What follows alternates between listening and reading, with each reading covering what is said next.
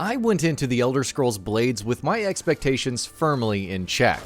Though it bears the Elder Scrolls moniker, this was always meant to be a much lighter experience, and a free-to-play game at that, and that's exactly what I was expecting. However, being a heavily toned-down version of a much grander series' formula does not necessarily mean that a game can't have any room for bright ideas or good design whatsoever. Just look at the likes of Super Mario Run or Pokemon Go, games that are designed to be mobile-centric versions of larger franchises, but still manage to be loads of bite-sized fun. Being truncated doesn't excuse a game from bad and frustratingly repetitive design, and unfortunately, The Elder Scrolls Blades is rife with both those things. You play as a member of the titular Blades, a group of legendary soldiers and spies who return to their homeland, only to find it burned to the ground. This sets you on a path of finding out exactly what happened and why that happened, while also rebuilding your homestead. It's a serviceable setup, and the game, to its credit, does dabble in some of the series' famously strong lore, but unfortunately, all it leads to is, simply put, a monotonous grind. The actual rebuilding of your town can be somewhat satisfying. Contributing to its reconstruction and watching it grow again is the aspect of the game that probably works best, not least because it feels like you're making meaningful progress, although best might be too strong of a word to use. How you get about rebuilding it, however, is where the repetitive nature of the game comes in. You participate in events or head out on quests handed to you by NPCs to get resources, which you then use to rebuild your homestead. But every quest feels the same. There is no variety, no creativity. Every dungeon is extremely linear and small, and there is little to no interaction with the environments, which means they all end up being little more than stage dressing, to the point that I don't even see the purpose in letting us control our character's movement, rather than just taking us from battle to battle. Worst of all, the dungeons don't even do a very good job of stage dressing, because there's very little visual variety here. It's just all bland swaths of brown and gray. The only real thing you've got to engage with is the combat, and the combat is not much better.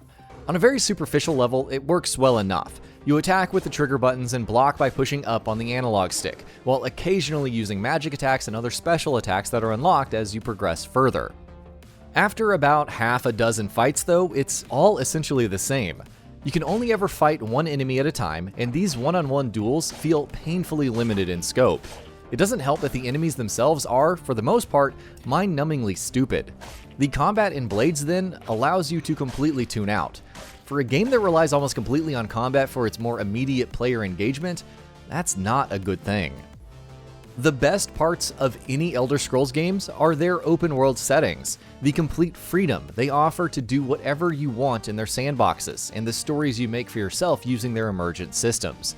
The worst part of any Elder Scrolls games are their dungeons and their combat. Why Bethesda thought it would be a good idea to make an Elder Scrolls game that completely focuses on the latter and completely ignores the former is a question for the ages. What's worse is that Blades piles free-to-play grindy mechanics on top of an already repetitive and shallow game to make it an even more aggravating experience. Yes, this is a free-to-play game, so these things are to be expected, but it feels at times like Blades is designed around them. Every so often, the game bombards you with ads for gems to be purchased with real money, or any number of other deals or offers to entice you into spending cash. Timers on things such as new buildings to place in your town or repairs that you might make encourage you to do the same. Admittedly, these timers are far less offensive than they used to be when Blades launched in early access on mobile devices last year, but being slightly less annoying isn't something that they deserve plaudits for. It feels abundantly clear throughout the experience that its primary purpose is to wear you down with its ads and timers until you either spend money or just drop the game for good. Given how repetitive and shallow the rest of the experience is, I suspect most people will do the latter. The arena mode, at least, is somewhat fun. It's a PvP arena, and in the time that I've spent with the game, I ran into almost no connectivity or matchmaking issues. Fighting against other players is inherently more enjoyable than fighting against enemies controlled by brain-dead AI. So if you want to engage with the combat outside of the repetitive dungeons, I'd suggest heading to the arena. There's also Abyss mode, where you face off against waves of enemies that grow progressively stronger until you die, and how long that lasts decides what rewards you get. It's an interesting concept and definitely is more enjoyable than the boring quests, but given its total reliance on shallow combat, it does get old fast. The Elder Scrolls Blades doesn't even impress from a technical standpoint, which is surprising given the game's truncated nature. Character models look terrible, while textures in the environments look muddy and bland. These issues are somewhat easy to ignore in handheld mode, but on a bigger screen it looks downright horrible.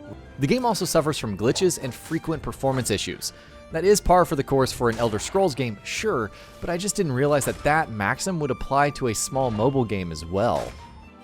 The Elder Scrolls Blades was clearly never meant to be a full-fledged Elder Scrolls experience, and anyone expecting anything resembling something like that was always going to find it disappointing.